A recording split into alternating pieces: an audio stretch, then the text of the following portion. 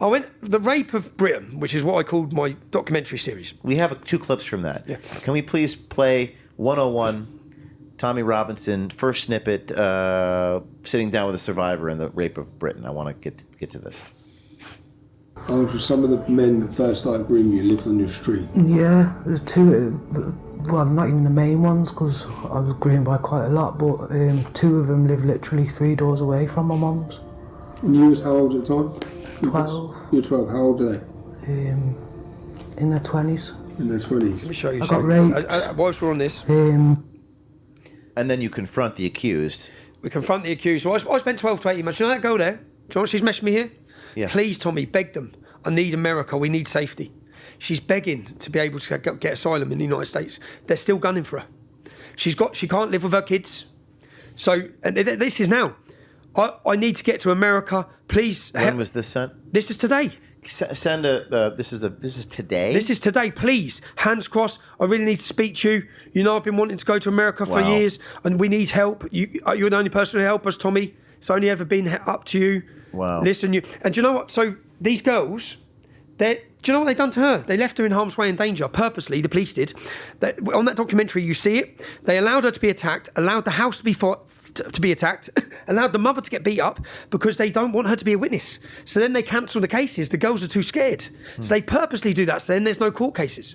Now, I went to that town, Telford, and I went there specifically. I spent 12 to 18 months. I got to know these girls. I knew them inside out. I interviewed them for 3 hours, 4 hours. And let's play the video of you confronting the accused.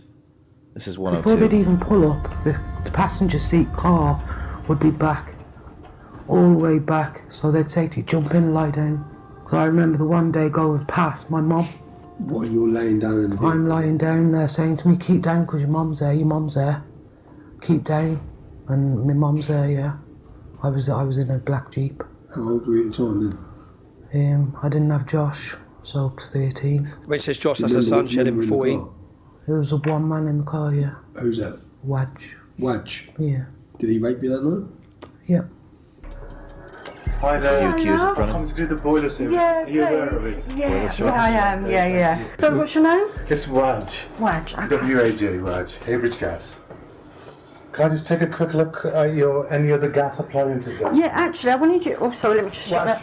How are you? I bet you didn't think you'd be seeing me here, did you? I've got some questions to ask you about allegations of child rape. You raped a 12-year-old girl, you took her virginity in a house next door to a mosque in Telford. What do you have to say about that, get your face? What do you have to say about that, Wedge? What do you have to say? You took her to the Wrekin and you raped her. What do you have to say? Why do I have multiple girls? Pause. Why are there multiple girls? Pause. They always film you. That's weird. I don't understand They that. blew my car up. They what? These gangs, they blew my car up. On the next documentary, you hear them. They petrol bomb my car. They ring up. They done a video of a gun. They ring up and They're taking a video of you so they can ID you to blow your car up. Yeah, they petrol bomb my car. They targeted my mum's house. They rang me up, threatening to rape my daughters. Where is he? Is he in prison? No, none of them got done. No. So you're in prison and they're not. Well, the figures of this town. So by the time I spent time doing my police style investigation.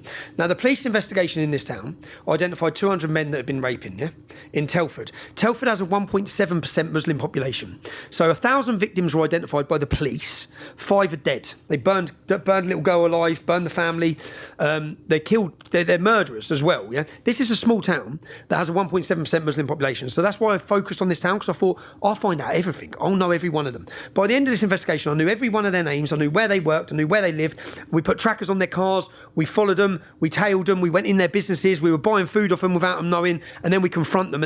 But you know, when I confront these men, I only confront them when they're named by 3 or more girls that don't know each other. So in our investigation, we built a database. So the police get 200 men. I got a database of 264. And then a solicitor's inquiry got over 300 men's names. There's only 1,000 Muslim men in that town. So 20 to 30% of the men were raping kids. So out of the police investigation that identified 200 men, they prosecuted 11. What about the rest? You know, in our first episode, a girl called Nicole. Now, when I was in jail, this most recent time, I obviously played my film. The 27th of July, my demonstration comes. We've got 100,000 in Trafalgar Square. And do you know what I thought? I sat my kids down, I sat my family down and said, it's been eating me up for too long. That film I've got I need to show the world it. This is my opportunity. We've got 100,000 people in that crowd and 1 million people are watching live. So I went on stage and said, you know the film? I've got an injunction, I've got a court order. They'll lock me up for this, press play. And then I played the film. And I pinned the film at the top of my Twitter. But I'd done that because 2 weeks before that demonstration, there was 2 places where the film had been leaked. I didn't put it out, but both the places it was got deleted. So they deleted off YouTube, deleted off another account. So I rang my solicitor and said, they're coming for me. They're going to lock me up. But if they lock me up, people ain't going to see the film. It's gone. It's not on the internet. But I had X. So I released it on that day, on that demonstration, and I pinned it. And I put it on. And then I got locked up. I got 18 months. When I went before the judge said, you will not have this prison sentence. Remove the film. I said, I'm not removing the film. And do you know what? They thought they're putting me on trial. I put them on trial for the world to see. They locked me up. First week of January, I ring home in jail. I'm sat there. I'm set October 26th. I got sent to jail. So I've been since October 26th, sat on solitary confinement. I ring home and my son, who's out there now, he's like, Dad. I was like, what's going on? He said, Elon Musk has pinned the film. The film's pinned. I remember that. Now, for me, this was a massive risk. Huge. It was a massive risk because no one might not have watched the film, yeah? They might have been a success in getting it removed from X. But at this moment in time, I'm like, mission accomplished, man. I'm floating around my cell. And then at that same time, Elon Musk shared my first episode, The Rape of Britain. Now that tells a story of a girl called Nicole, who I'm still very close with, a wonderful girl, yeah, who's lived through rape, torture, everything. And she survived. She's a fighter, yeah? She's a fighter. She got 5 kids now. She's a fighter. So at that moment, for me, I'm sitting there, this week, the Rape of Britain, the grooming gangs, Elon Musk used the phrase Rape of Britain, we've succeeded, yeah? The journalism has hit world stage. Because when I made these films, I was censored. So they didn't get the recognition or the views they should have got. So in this week, I'm so happy at this time. But in that first case, Nicole's story, she's impregnated at 13 years old. Now, they get the DNA match from the fetus of the baby. They get 100% DNA match. We show it on the documentary. We find out who the Muslim man who raped her is. He doesn't get prosecuted. But in our documentary, we find out the top police officers working with the gang. We confront him in the documentary.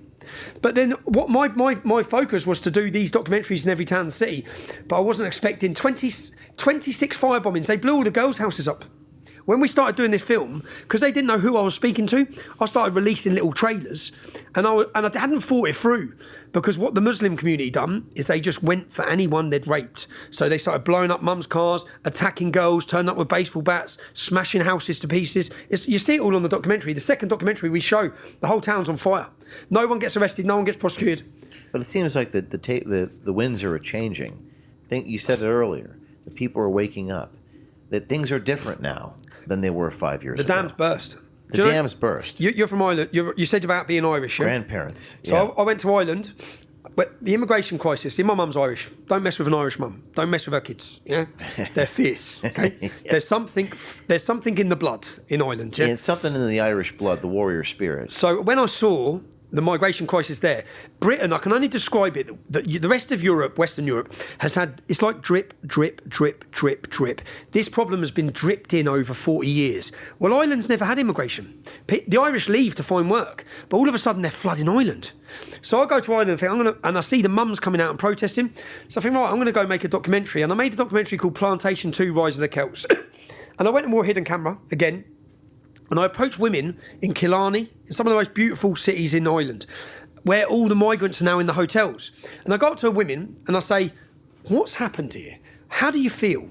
And the women are like, we can't walk the streets. We're getting attacked, sexually assaulted. And one woman says, I live there and I work there. And my husband has to come down every night to walk me down this road because I can't walk down the road. So when they say this, I say, right, I'm a journalist from the UK. Come over here, and I shout my cameraman. And all the women go, I can't say that on camera. All of them. And I prove this, yeah? So they can't say it on camera. They're scared. I say, why not? They said, we can't, we'll lose our jobs. People call us racist. So I prove that this is how Irish women feel. Of course, when the mainstream media walk through the town, they're too scared to speak. This is self-censorship. You don't need a law that takes away free speech. Even in America, I've done a walk around Washington, D.C., asking about the trans flag and asking about the BLM sign, and Americans are self-censoring. They all said, well, it's too dangerous to comment on that. I thought I was in America, land of the free. So you're self-censoring your views because you're worried about a consequence. That's not free speech. So, but the difference is that what I proved in the Irish documentary 2 years ago, those same women that were scared, they're not scared now. The dam has burst. The dam has burst, so people are not as afraid as they used to be. People are talking, women are organising themselves. It used to be me that had to organise a demonstration. Now demonstrations are being organised in close-knit communities outside hotels across the UK. Do you get a sense, you've only been here for 5 days or whatever it is, that the fear is worse in America than in Great Britain? I couldn't believe, look. What do you think? I've been commented about Washington, D.C. You're in Washington. There's fear. They're scared to speak. So who's they? The people? The people I was talking to. Well, the district, you talking to politicians? You I was talking to average people on the street, asking them their opinion of the trans flag on every lamppost. In Virginia and DC? In DC. In DC. Oh. And then there's a Black Lives Matter and Black Trans Lives Matter huge on some building. Because DC's mostly Democratic. I understand, voters. but what you can see from the video is they have an opinion, but they're too scared to say it. So all of them. Yeah. And do you think that the problem is more true in the United States or more true in Great Britain? Well, I never expected to find that in the United States, the self-censorship. I never expected to find that. But what you've got in the United States now, and I envied the United States for years as I watched, is it was me and just me talking about these issues in 2009, 2010, 2011. And I looked at Pamela Geller, I looked at Robert Spencer, I looked at Frank Gaffney, I looked at Daniel Pipes. and you in America had influential people. Now, because of my background and the class system in the UK, it was easy to dismiss us. It was easy. Thugs, criminals, hooligans. It was easy because of the way I walk, because of the way I talk, because of the school I went to, because of my upbringing. It was easy. But in America, you don't have that class system. No, we don't have that either. And you have influential commentators, and it's a lot more now, and there's a lot in the UK now. It's not a lonely place anymore, yeah?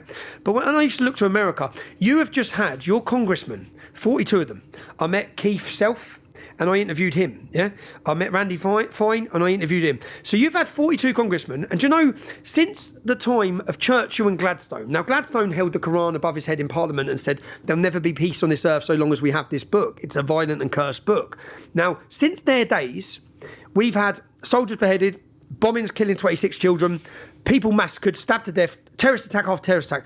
Not one single politician at 650 in the House of Parliament has discussed or mentioned Islam or Sharia and having a discussion. Not one. In all these terrorist attacks, after every terrorist attack, we're told Islam's religion of peace. Now, you, in America, you can stop this, yeah? And you have to support any brave people that stand up and speak about it. So I went and met Keith Self to interview him. I met Randy Fine, and I realised that you've got 42 members of Congress that have come together for an anti-Sharia caucus within Congress. The Republican Party, if you're a supporter of the Republican Party, get onto your congressman and ask them why they've not joined that caucus. Because this here will be, I don't think you understand, what's happened to Europe happened like that. My town's gone like that. You need to get ready. You need to be ready for this because you will be replaced. And you see the black community, we talk about plantations and slavery. The Democrats have kept you on the plantations. They've wanted you there. They want you broken. They want you in criminality. They don't want you having dads. Black people, 1960s, 80% of them in America had dads. Now it's 20%. That's not a mistake. That's the real racism. That's the racism. And that's governed by the Democrat Party. They've targeted you because they want you as loyal voters. They don't want you aspiring to be better because then you'll become Republicans. This is James O'Keefe. You know me for exposing the truth and holding the corrupt elite accountable. But today I want to talk to you about protecting your own freedom, your retirement. Now, gold is soaring above $4,200 an ounce right now and climbing towards $5,000. That's up over 45% this year alone, with silver closing in on $60 an ounce. Goldman Sachs, JP Morgan, and major banks are now forecasting gold between $5,000 and $6,000 within the next 6 to 12 months. And that's why I've partnered with American Independence Gold, a veteran-owned company where proceeds from every sale help support the Tunnel to Towers Foundation. And right now, my followers get a free gold bar with every purchase of $10,000 or more. Go to O'KeefeMediaGold.com, that's O'KeefeMediaGold.com, or call 833-324-4653. That's 833-324-GOLD. This is James O'Keefe, where freedom isn't given, it's secured. This is not financial advice. Consult a professional before making investment decisions.